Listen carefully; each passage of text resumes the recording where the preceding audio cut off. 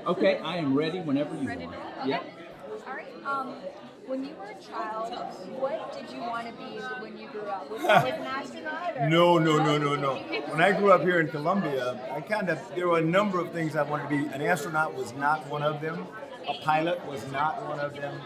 Eventually, after I kind of toyed with the idea of being a doctor, but I settled on becoming an electrical engineer. And when I graduated from C.A. Johnson to go to the Naval Academy, that was my big objective, was to get to the Naval Academy. I didn't know anything about the military. My dad had served in the Army in World War II. But I went there to, graduate, serve in the Navy, get out, come back, go to graduate school, get a master's degree in electrical engineering, and become an electrical engineer. So that was my dream. Never got there. so? What kind of led you into the field? Into doing what I'm doing now. Actually, the two things I said I would not do when I left C.A. Johnson, I was not going to go into the Marine Corps out of the Naval Academy. Coming from there, you'd have to go into the Navy or the Marine Corps. I knew I did not want to go in the Marine Corps. I thought they were crazy. And I did not want to fly airplanes because I thought that was inherently dangerous. So other than that, it was fair game. And I wanted to be a frogman. At the time, that's what, today it's called SEALs. So it was the underwater demolitions team, and that's what I wanted to do. I got to the Naval Academy, found out I couldn't do that, not coming out of the Naval Academy, so I was kind of miffed. I didn't know what to do.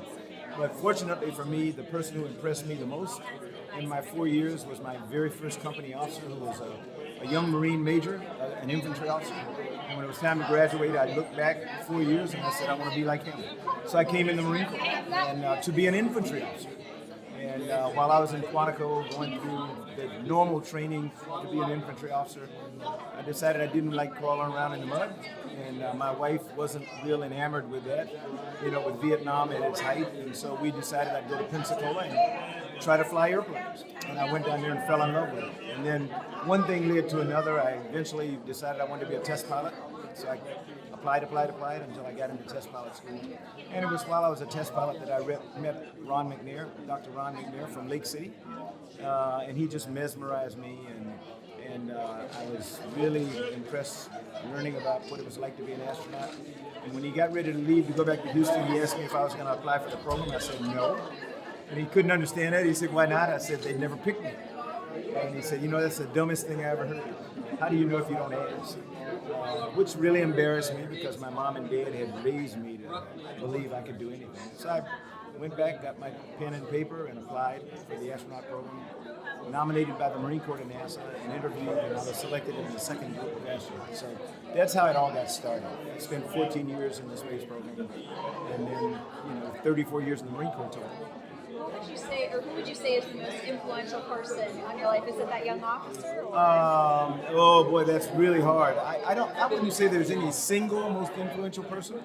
I would not be anything at all like I am today. I wouldn't be here were it not for my mom and dad.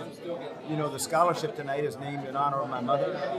She was an incredible librarian here in Columbia at the elementary, junior high, and high school levels. I was one of her library assistants when I was in, back then, middle school, and she was just incredible. She was the one that gave me the desire to become an insatiable reader, which I have lost. But my dad was sort of my earliest role model and mentor. He was my high school football coach when I went to C.A. Johnson. So they were really the most inspirational people.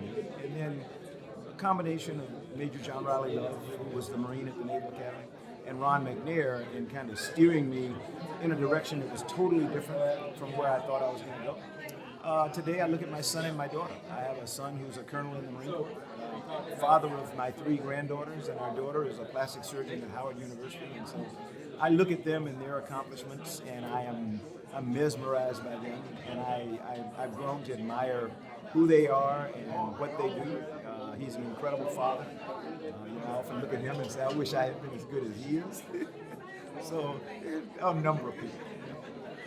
When you were in space, what would you say is the most interesting thing that you saw from space? Oh, without a doubt, Earth.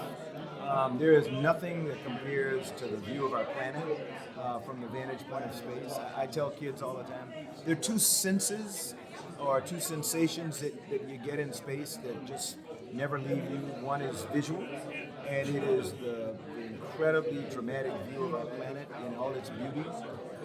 Contrary to what you know is going on down here from space, it really looks peaceful. There are no lines, no borders. It's one peaceful planet.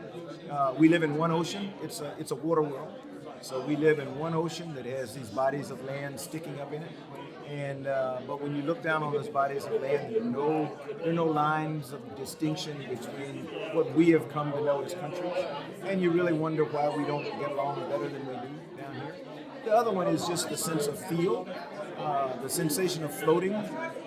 You're not really, you're constantly free falling back to Earth, but you've got this incredible force called centrifugal force that's pulling on you because of how fast you're going around Earth, and it won't let gravity win. So the two of them kind of tug at you, and you get the sensation you're floating. So that's incredible. All right, I know this is a little odd, but do you favor Star Trek or Star Wars? You know, I think I'm actually, I prefer Star Wars just because there's more action in it, and they seem to be putting out more movies lately. So, but I've thought back often because I get asked this question, and I cannot remember. I think Star Wars was the first one I saw. I don't remember which came first. But Star Trek is the one that really helps you to dream about the universe as one. So that's kind of the way we want the world to be.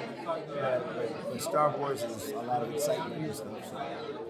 And of course, because you're a library, what's the last book that you read? You know, I cheat because I don't really cheat, but I said when I was young, my mother not made me, she encouraged me to be an insatiable reader, and I was. Today, I usually do audiobooks, and so I guess if you want to say my favorite, it's actually The Martian. Love the movie, and I highly recommend it to any and everybody. And then most recently, I have fallen in love with a book called Hidden Figures. There's a movie that's coming out about it in January, and it talks about it actually features 3 black women.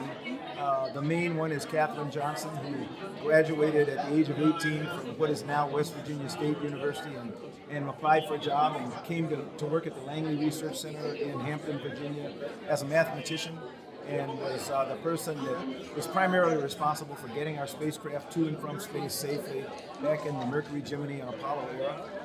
And is still living at the age of 98. So I had an opportunity to be at the White House when President Obama, awarded her the Presidential Medal of Freedom, and she's just absolutely incredible. I really recommend the book and the movie when people get to see it and read it. I think that's it. Thank you so much.